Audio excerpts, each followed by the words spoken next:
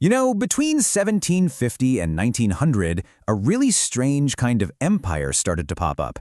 These weren't always led by kings or generals, they were run by corporations. Today, we're diving into how foreign business interests managed to dominate entire nations, turning their profits into pure power. This is the era of economic imperialism. Okay, so let's start with the key term here, economic imperialism. At its core, this whole thing is about control. It's what happens when businesses from one country get so powerful in another country that they're basically calling the shots. They're directing all the resources, all the labor, not for the people who live there, but for shareholders thousands of miles away. So that's the big question, isn't it? It sounds almost unbelievable. How on earth does a corporate boardroom do what it once took entire armies to do? Well, it turns out they had a playbook, and we're about to see exactly how it worked to reshape the entire globe. And our first stop is Asia. This was really the main stage where these huge corporations first figured out how to act like governments and get away with it. So take India. For centuries, India was famous for its amazing, high-quality finished textiles. But the British East India Company didn't care about buying those beautiful fabrics. No, they wanted the raw material, the cotton.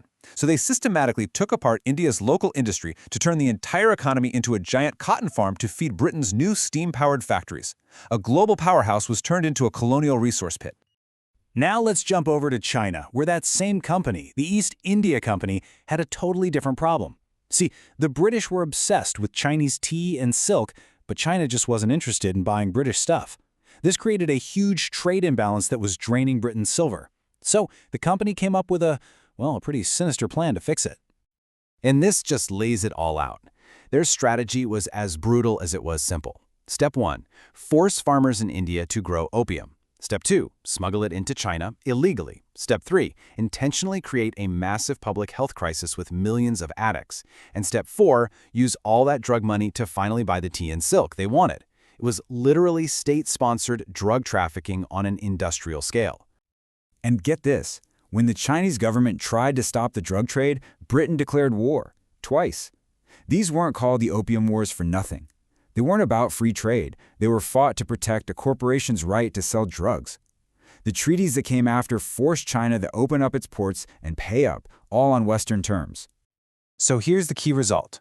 China wasn't colonized by just one country. Instead, it was carved up into what they called spheres of influence. I mean, picture a pie. Britain gets a slice, France gets a slice, Russia, Japan, they all claim a piece. And in their slice, they got exclusive rights to build railways, open mines, run businesses, basically crippling China's own economy from the inside. All right, let's move on to Africa and see how this same pattern of economic takeover played out. But this time, it was all about controlling the land itself. This chart right here, it tells you everything you need to know about economic vulnerability. A whopping 93% of Egypt's entire export economy was just cotton, all of it heading to factories in Europe. This put the country in a ridiculously fragile position, totally dependent on one single crop and completely at the mercy of prices set on the other side of the world. And in places like Kenya, the approach was even more direct. European settlers were just given the best, most fertile lands, like the beautiful Rift Valley. Meanwhile, local groups like the Kikuyu were forced onto much worse land, and this is the crazy part. Were often legally banned from growing the profitable cash crops. They were locked out of their own economy. And we have to talk about the labor that powered this whole system. Even after the transatlantic slave trade was officially ending, other forms of slavery and forced labor continued deep into the 20th century. Enslaved people were forced to harvest valuable crops like cocoa and coffee, tying this new economic imperialism directly to the old horrors of slavery. Okay, now we're crossing the Atlantic. Over in Latin America, powers like Britain and the newly rising United States developed a more subtle kind of control. This was imperialism through money and influence, often without having to fire a shot. So once the Spanish Empire fell apart, Britain didn't swoop in with armies. It came in with cash. A massive 10% of all British foreign investment worldwide was poured into Argentina. Just think about that. They paid for the railways, the ports, a huge meat industry, all of it designed to send Argentine beef back home. They didn't need to rule Argentina, they just owned its entire economic engine. At the very same time, the U.S. was drawing a line in the sand. The Monroe Doctrine was sold as this great anti-colonial idea, a big keep-out sign to Europe. But what it really did was clear the field for American businesses to have free rein in their own backyard. And with all the European competition sidelined, American corporations rushed right in. And the most notorious of them all was probably the United Fruit Company, which saw a perfect opportunity in the region's climate, land, and, let's be honest, its political instability.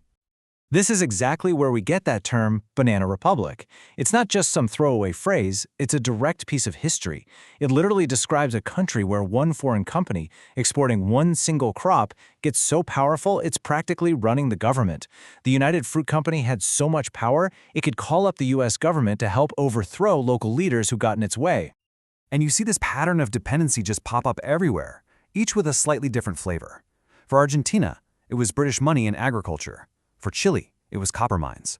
Brazil's huge rubber boom went bust after British agents smuggled seeds out to Asia. And this wasn't just in Latin America. In Hawaii, American sugar plantation owners got so fed up with the Queen that they just overthrew the entire monarchy to make it easier for the U.S. to annex the islands. So, after this trip all over the world, looking at corporate power and economic control, what's the big takeaway? What does this all add up to? Well, we've seen there was a clear playbook. Industrial countries needed raw materials, so they'd push local farmers to grow cash crops for export instead of food for themselves. They used loans and investments as a leash, and if any of that didn't work, they'd just send in the military to protect their companies, completely wrecking local economies for their own profit. This quote from our source material really just nails it. This system was never, ever a fair game. It was designed from the very beginning to give companies from Europe and the U.S. a huge built-in advantage. And that leaves us with one last, really big question. The empires and the specific companies we talked about might be gone, but the economic systems they built, systems based on dependency, on raw material extraction, on unequal trade, they've turned out to be incredibly sticky. So the real question for us today is, how much of that 19th century foundation is still holding up the global economy that we all live in right now?